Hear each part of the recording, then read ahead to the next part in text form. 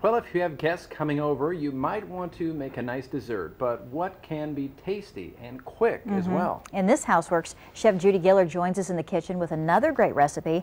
This time, she's making what she calls a rustic cake, and she's using bundt pans to spice up the presentation. It could be the answer for an impromptu get-together.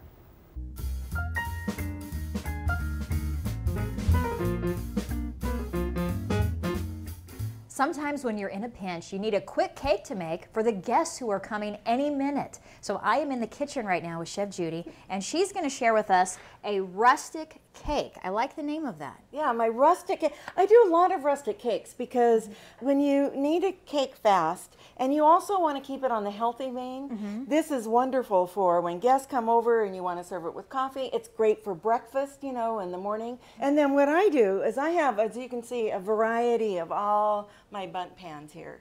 So I do them in different shapes. So I'll tell you, we're going to get our pan ready because we're just going to spray this. If you want to spray it with a little bit of non-stick spray. Okay. Good. And then we're just going to sprinkle some raw sugar.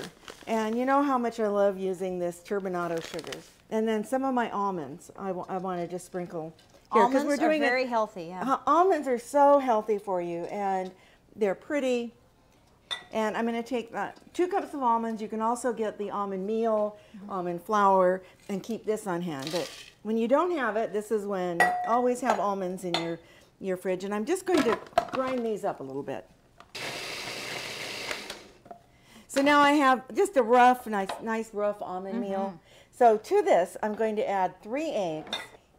Now I'm adding a can of pear halves in 100% juice. We're going to add some raw sugar. I'm going to add some almond extract. Oh, let me smell that. I love it. Oh, isn't that wonderful? A little vanilla. Vanilla is my favorite. Now I want to add about 3/4 cup of my raw sugar. Now I'm salt. You really need salt. A teaspoon of that? A teaspoon of salt. I'm going to use a tablespoon of baking powder because you need this for lift in your cake. I'm just going to mix this all up a little bit, and then I'm going to add my flour. Now I'll add about 2 cups of flour, and I'm using unbleached all-purpose flour. And I'm putting this at the end because you don't want to overmix once you get your flour in. So I'm just going to pulse this in. So now we'll just put it in our pan. I like it. You bake it for about 350 for about 30 minutes. But of course, I have a finished cake for us. You get the ice cream and the cake. You could also put whipped cream on it. And who would have thought it? All in the food processor.